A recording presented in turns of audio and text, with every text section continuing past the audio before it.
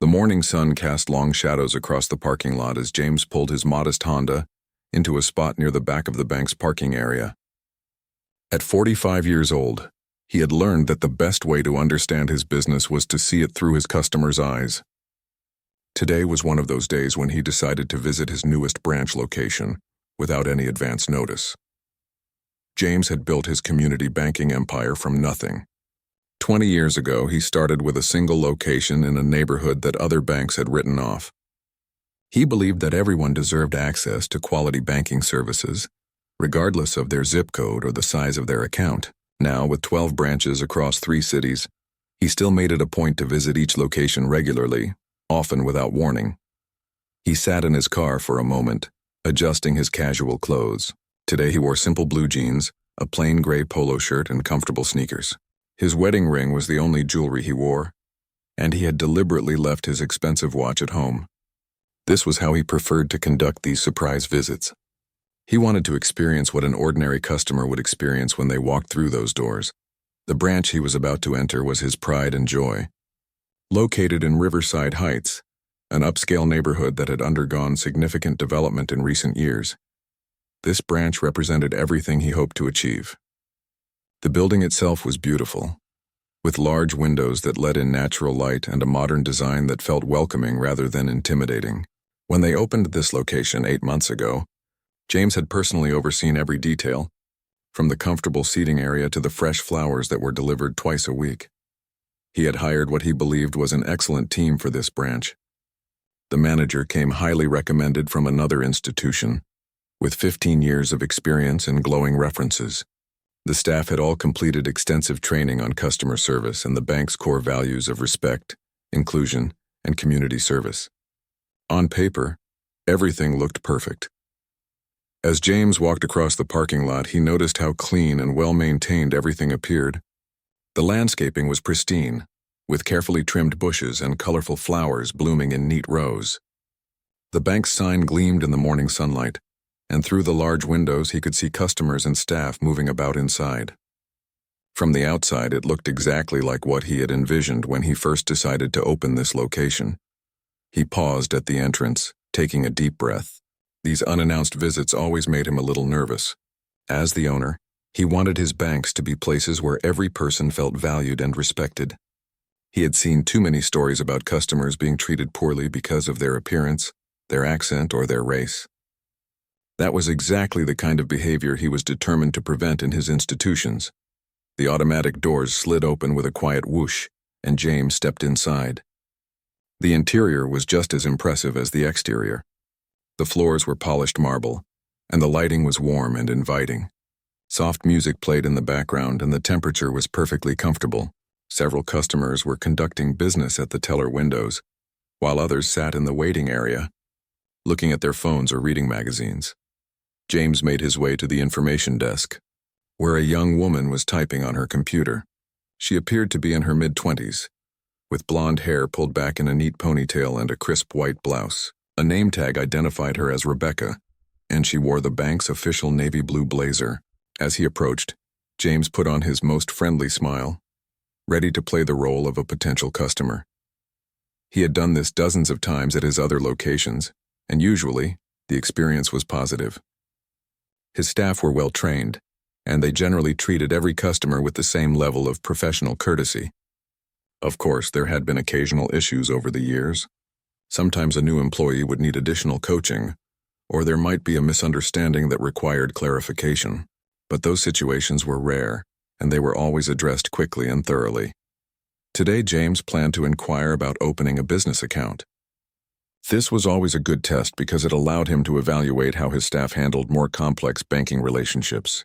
A good banker would ask thoughtful questions about the customer's business needs, explain the various account options clearly, and make the customer feel confident about their choice to bank there. He also wanted to observe how the staff interacted with other customers. Were they equally helpful to everyone who came through the door? Did they maintain their professionalism even when they were busy? Were they patient with customers who might need extra time or assistance? These were the qualities that separated a good bank from a great one. As he stood near the information desk, waiting for Rebecca to finish with whatever she was working on, James took the opportunity to observe the general atmosphere of the branch. The tellers seemed efficient and friendly, processing transactions with quick smiles and pleasant conversation. A security guard stood near the entrance, nodding politely to customers as they entered and exited. Everything appeared to be running smoothly. The branch manager's office was visible through glass walls, and James could see a man in his 40s speaking on the phone while reviewing some paperwork. This would be David, the manager he had hired based on strong recommendations from his previous employer. During the interview process, David had impressed James with his knowledge of banking regulations and his stated commitment to excellent customer service. James felt a familiar sense of anticipation as he prepared to begin his evaluation.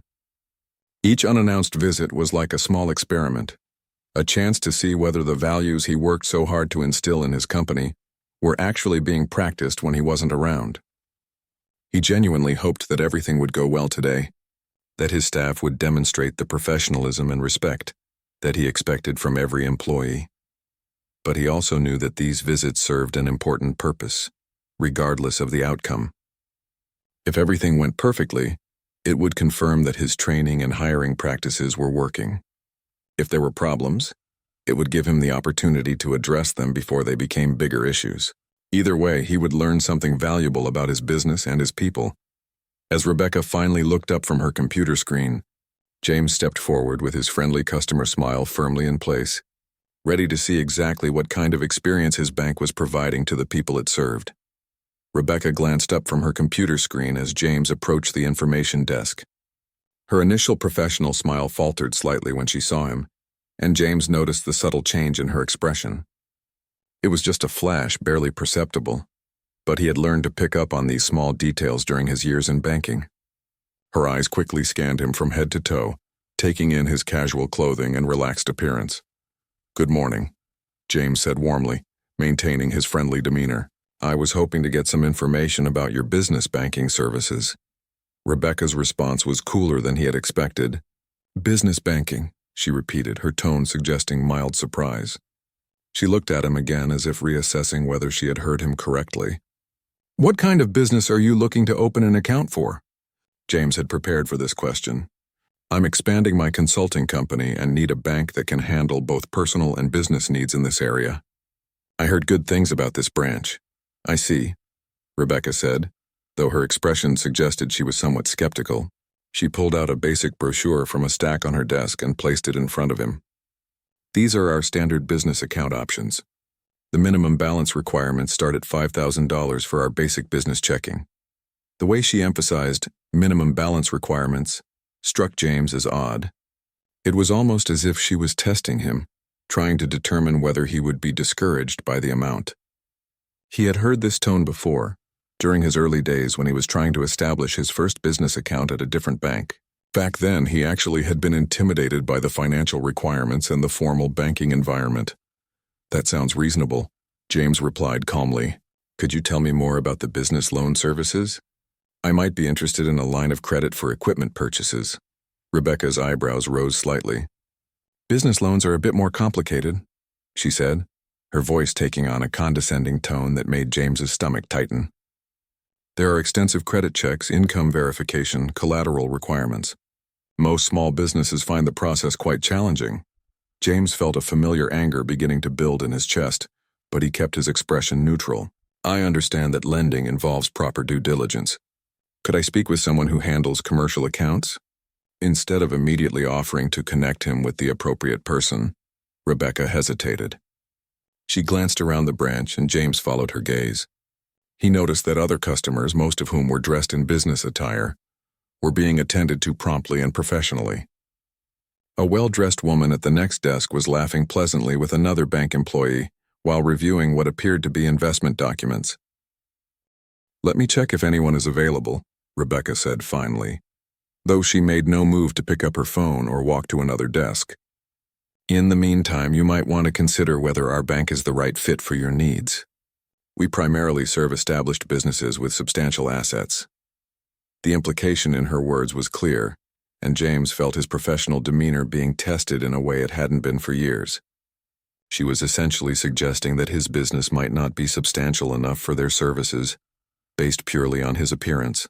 He thought about all the training sessions he had conducted, all the conversations about treating every customer with dignity and respect, regardless of how they looked or dressed.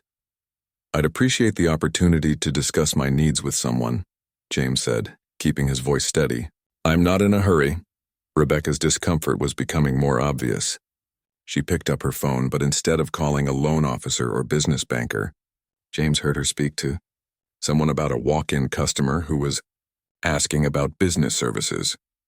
The way she said it made it sound like an unusual or potentially problematic request. While Rebecca was on the phone, James observed the rest of the branch operation.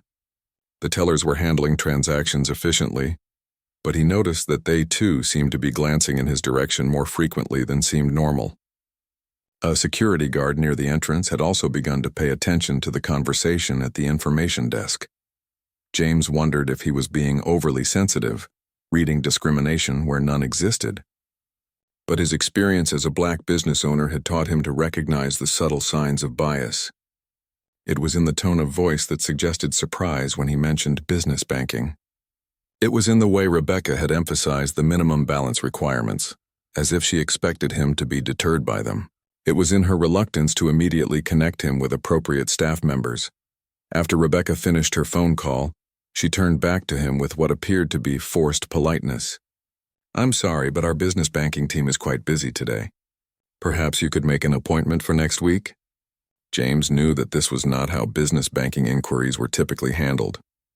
In his own branches, any customer expressing serious interest in commercial services would be connected with an appropriate representative immediately, or at least within a few minutes.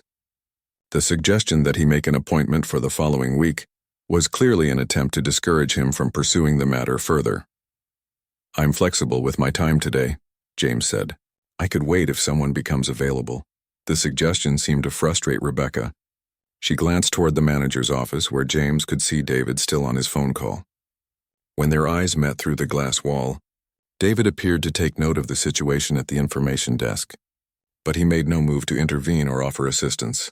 "Sir," Rebecca said, her voice now carrying a hint of impatience, "I think there might be other banks in the area that would be more suitable for your needs. We tend to focus on clients with more established financial profiles." The phrase, "more suitable for your needs," was one that James had heard before, and he knew it was often code for something else entirely.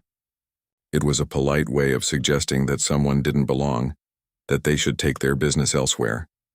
He thought about the countless customers who might have received similar treatment, people who simply wanted basic banking services but were made to feel unwelcome because of their race, their clothes, or their perceived economic status. James realized that this was exactly the kind of situation he had been hoping to avoid when he opened this branch. All the diversity training, all the carefully worded policies, all the mission statements about serving the community seemed to have had little impact on the actual customer experience.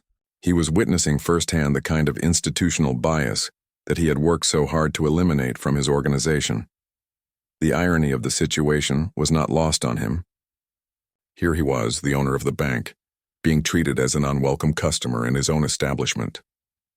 It was a painful reminder that discrimination often operates beneath the surface, hidden behind professional language and policy procedures, but no less harmful for its subtlety. As Rebecca continued to discourage his inquiries, James made a decision. He would push forward with his questions, not just to complete his evaluation, but to see exactly how far this treatment would go. He needed to understand the full extent of the problem before he could address it effectively. "I'd really prefer to speak with someone today," he said firmly. "This is an important decision for my business, and I'd like to get the process started." Rebecca's expression hardened slightly, and James could see that she was becoming frustrated with his persistence. It was clear that she had expected him to accept her suggestions and leave, and his continued presence was becoming an inconvenience for her. Rebecca's frustration was becoming more obvious by the minute. She had clearly expected James to accept her polite dismissal and leave the bank, but his continued presence at her desk was creating a situation she didn't know how to handle. James could see her glancing nervously toward the manager's office and then at the security guard near the entrance. "Sir, I've already explained that our business banking team is unavailable today," Rebecca said, her professional mask slipping slightly. I really think you should consider making an appointment for another time, or perhaps visiting a different branch that might be more appropriate for your banking needs. James felt a surge of disappointment and anger, but he kept his voice calm and measured. I'm not sure why you keep suggesting I go elsewhere. I'm simply asking to speak with someone about business banking services. That seems like a reasonable request for any customer to make.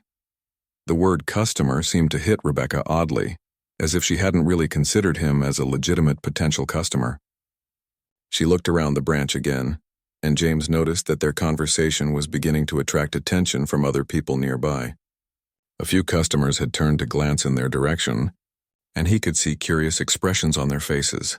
Look, Rebecca said, lowering her voice but not her condescending tone. I'm trying to save you some time here. Our business accounts require significant financial documentation, credit checks, and substantial initial deposits. The application process alone can take several weeks. Maybe you should start with a basic personal checking account at a smaller bank and work your way up. The suggestion that he should work his way up was the final straw for James. This was exactly the kind of patronizing treatment that he had experienced as a young entrepreneur, and it was precisely what he had sworn to eliminate from his own business. The assumption that he couldn't qualify for business banking services based solely on his appearance was both insulting and discriminatory. I appreciate your concern, James said, his voice remaining steady despite his growing anger. But I'd still like to speak with someone about commercial banking services. I believe I can handle the requirements. Rebecca's patience finally snapped. She picked up her phone and dialed an extension, turning slightly away from James as if to have a private conversation. But James could hear every word she said. Mike, could you come to the front desk, please? I have a customer here who won't accept that we can't help him today. He keeps insisting on speaking with someone about business banking. And I've already explained our policies several times. The way she said customer made it sound like a problem to be solved, rather than a person to be served. James realized that the situation was about to escalate beyond a simple miscommunication about banking services. Rebecca had now labeled him as someone who won't accept their policies, framing him as the unreasonable party in this interaction. Within moments, a large man in a security uniform approached the information desk. Mike appeared to be in his 50s with graying hair and a serious expression. His hand rested casually on the radio attached to his belt, and his presence immediately changed the atmosphere around the desk. Is there a problem here? Mike asked, directing his question to Rebecca rather than to James.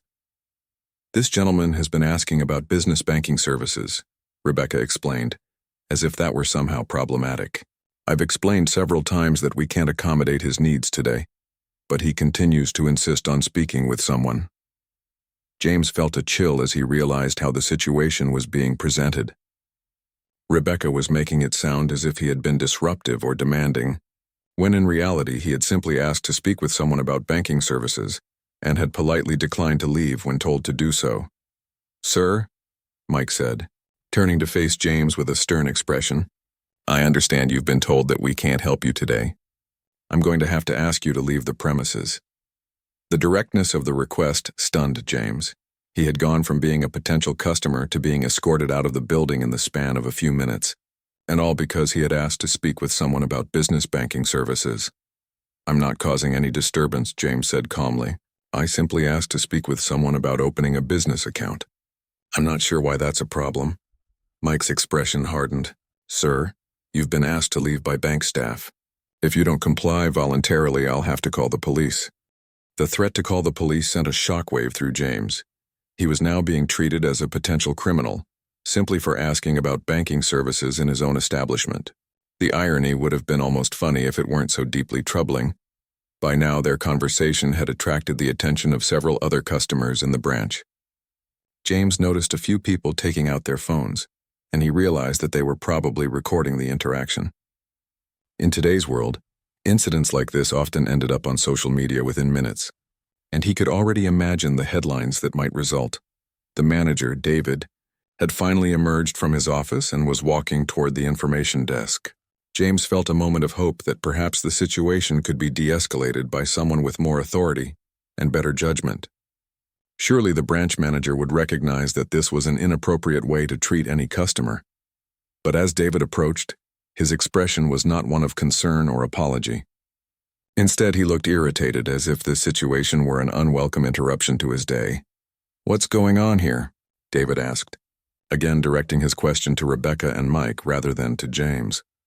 "We have a persistent individual who won't accept that we can't provide the services he's requesting," Rebecca explained. "He's been here for several minutes, and despite multiple explanations, he refuses to leave." David looked at James with obvious skepticism. "Sir, our staff has explained that we can't assist you today. I'm going to have to support their decision and ask you to leave the premises immediately." James felt a profound sense of disappointment as he realized that the branch manager was not going to intervene positively in this situation. Instead, David was reinforcing the discriminatory treatment that his staff had initiated. "Could I ask what bank policy I'm violating by requesting information about business banking services?" James asked, keeping his voice level despite his rising anger. David's response was swift and final. "Sir, we reserve the right to refuse service to anyone. Your type of business is not what we're looking for, and I suggest you find a bank that's more suited to your needs. If you don't leave immediately, we will call the police." The phrase "your type of business" hung in the air like a toxic cloud.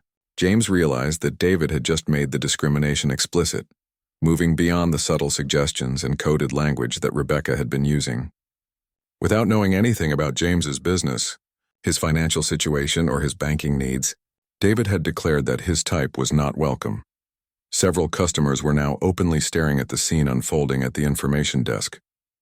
James could see shock and disapproval on some of their faces, as if they too recognized that something inappropriate was happening. A few were definitely recording the interaction on their phones, and James knew that this incident would soon have a life of its own on social media.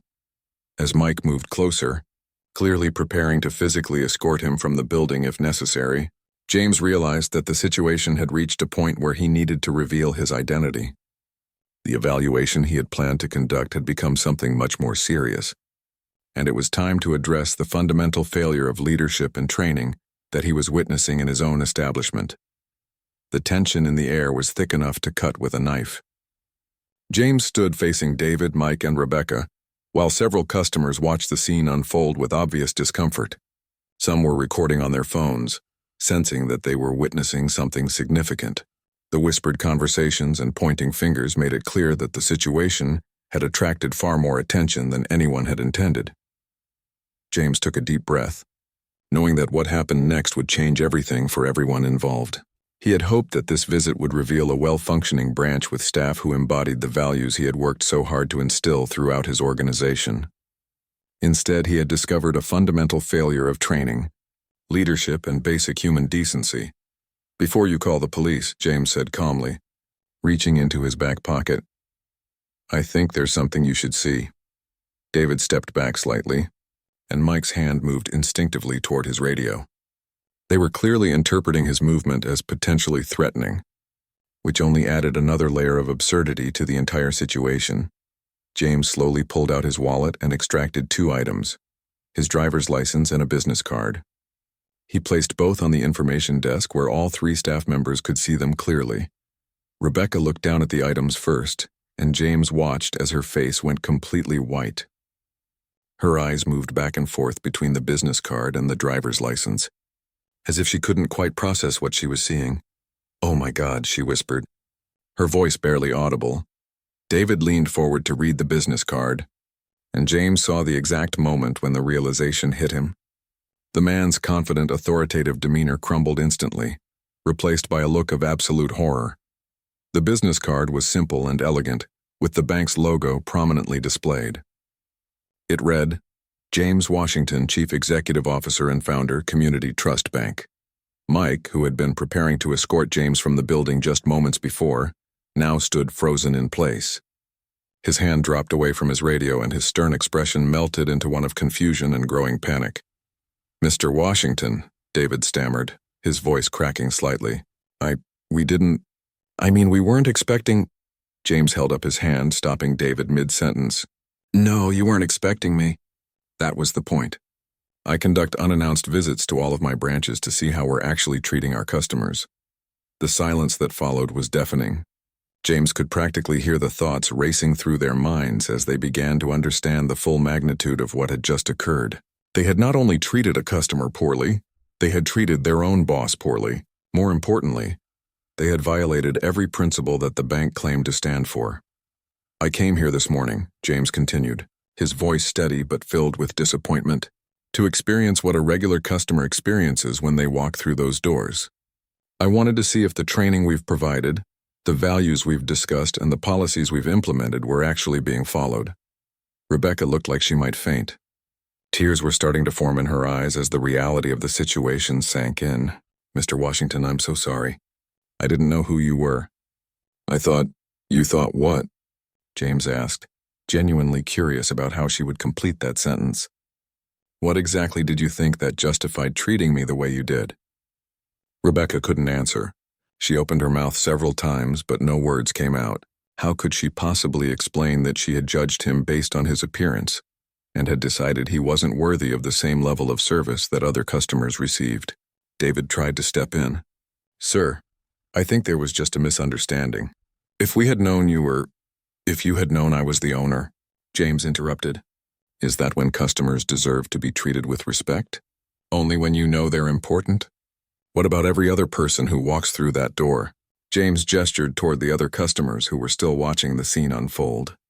"Every one of these people deserves the same level of professional service, regardless of how they're dressed, what they look like, or how much money you think they have.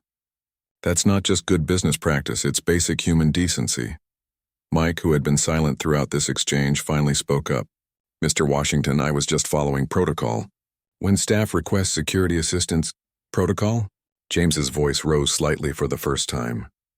"What protocol instructs you to threaten to call the police on a customer who asks about banking services? What training did you receive that suggested that was an appropriate response?" The security guard had no answer. Like the others, he was beginning to realize that there was no policy or procedure that could justify what had happened. They had acted on assumptions and biases, not on any legitimate business concerns. James pulled out his phone and dialed a number. The branch fell completely silent as everyone waited to see who he was calling. "Linda, it's James," he said when someone answered. "I need you to come to the Riverside Heights branch immediately. We have a situation that requires your immediate attention." Linda Carter was his district manager, responsible for overseeing operations at several branches. She was also one of his most trusted employees, someone who had worked with him for over 10 years and understood his vision for the company better than almost anyone else. "Is everything all right?" Linda's voice was loud enough that people nearby could hear her concern. "No, everything is not all right," James replied. "I'll explain when you get here. How soon can you arrive?" "I'm about 20 minutes away. I'll leave right now." James ended the call and looked around the branch. The normal business activities had essentially stopped, with staff and customers alike focused on the drama unfolding at the information desk. "While we wait," James said, addressing the 3 staff members who had been involved in the incident, "I'd like each of you to think carefully about what just happened here. I want you to consider how you would feel if you were treated the way you treated me today." He paused, letting his words sink in. "I also want you to think about how many other customers might have received similar treatment. How many people walked out of this bank feeling unwelcome and disrespected? How many potential business relationships did we lose because someone made assumptions about a customer's worth based on their appearance?" The questions hung in the air like accusations, which in many ways they were. James knew that this incident was probably not an isolated occurrence. If his staff were comfortable treating the bank's owner this way, how many other customers had received similar treatment? Rebecca was now crying openly, and David looked like he was going to be sick. Mike stood rigidly at attention as if he were facing a court-martial.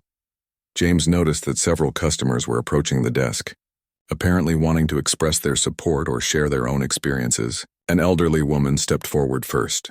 "Excuse me," she said to James, "but I couldn't help but overhear what happened. I want you to know that I think what your staff did was completely unacceptable. I've been banking here for months, and I've noticed that they don't treat everyone the same way." Her comment confirmed James's worst fears. This wasn't an isolated incident or a simple misunderstanding.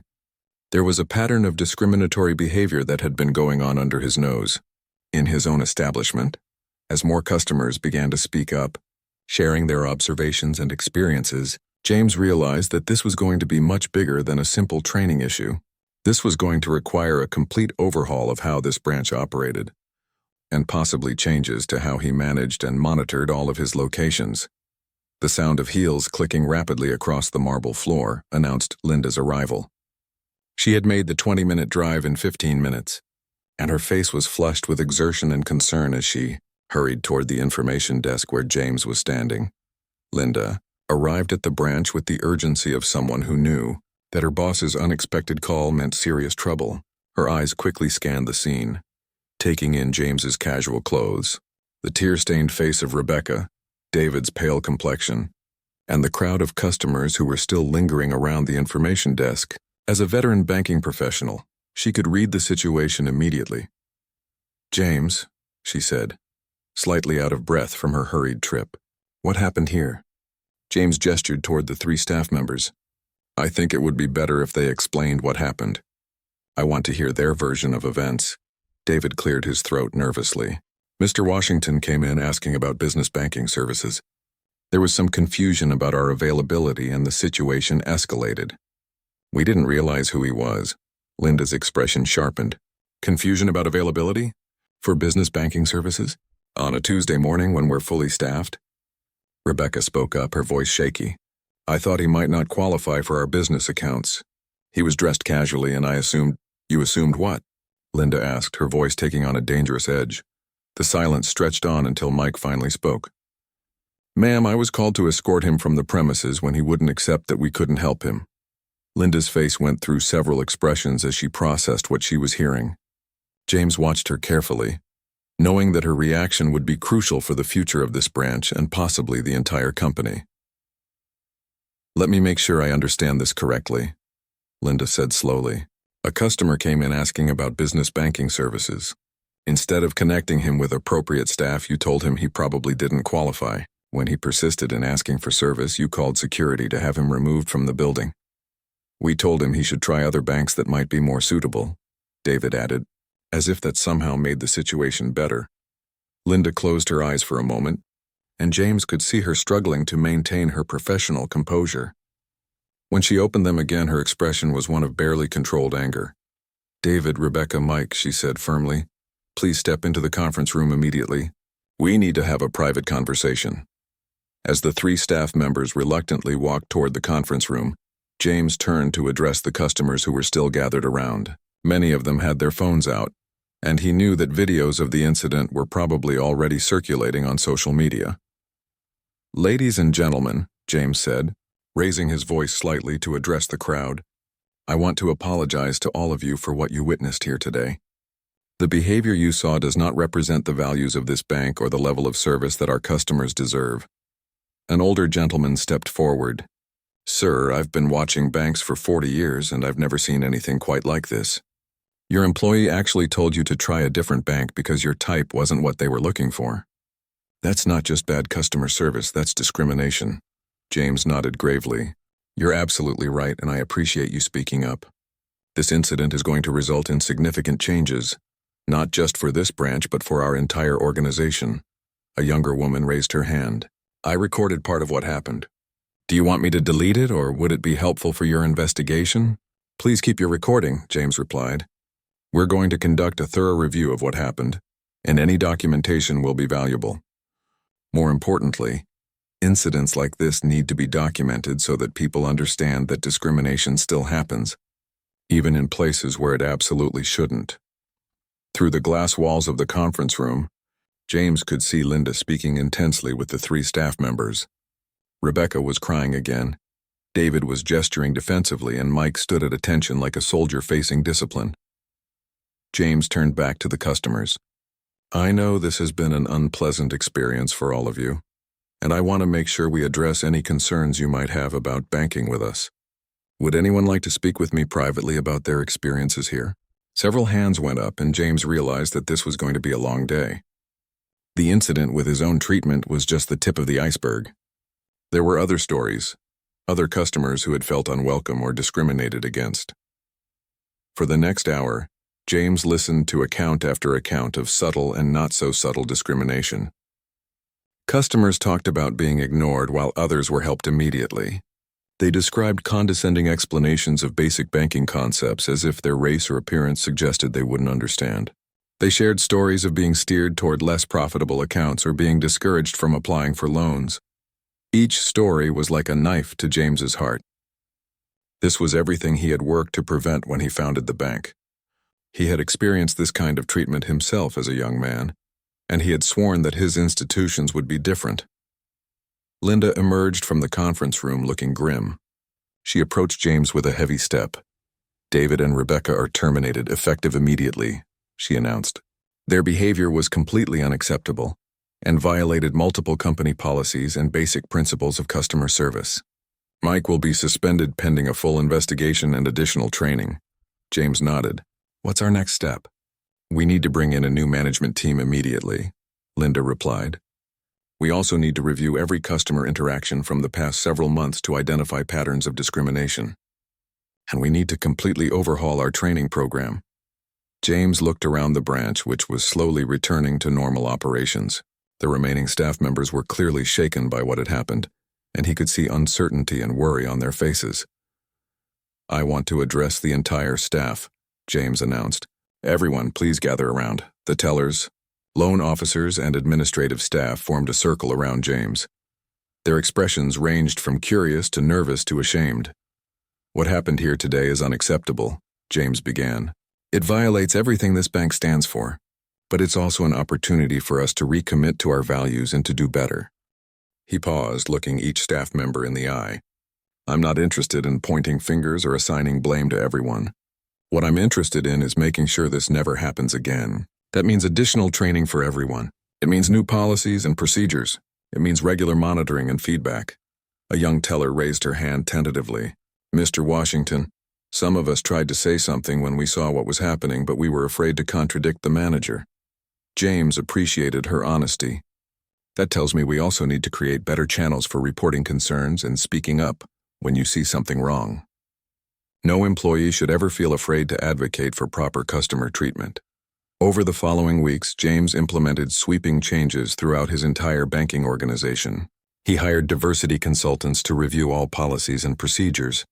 He established anonymous reporting systems for both customers and employees to report discrimination. He instituted regular mystery shopper programs to monitor customer service quality. Most importantly, he made himself more visible in all of his branches. Instead of conducting surprise visits once or twice a year, he began visiting each location monthly, sometimes announced and sometimes not. 3 months after the incident, James returned to the Riverside Heights branch for an announced visit. The transformation was remarkable. The new manager, Patricia, greeted every customer warmly and professionally. The staff seemed genuinely engaged and helpful. Most tellingly, the customer base had become noticeably more diverse. James approached the information desk, where a new employee named Kevin was helping customers. Kevin looked up with a bright smile. "Good morning, Mr. Washington. How can I help you today?" "I'd like to open a business account," James said, testing the response. "Excellent," Kevin replied enthusiastically. "Let me connect you with our commercial banking specialist right away. She can walk you through all of our options and help you find the perfect solution for your business needs." As James was led to meet with the business banker, he reflected on how much had changed. The painful incident 3 months earlier had forced him to confront uncomfortable truths about his organization. But it had also provided an opportunity to create something better, something that truly lived up to the values he had always espoused. The branch now served as a model for the rest of his organization. It had become proof that with the right leadership, training, and commitment, any institution could overcome its biases and create an environment where every customer was treated with dignity and respect.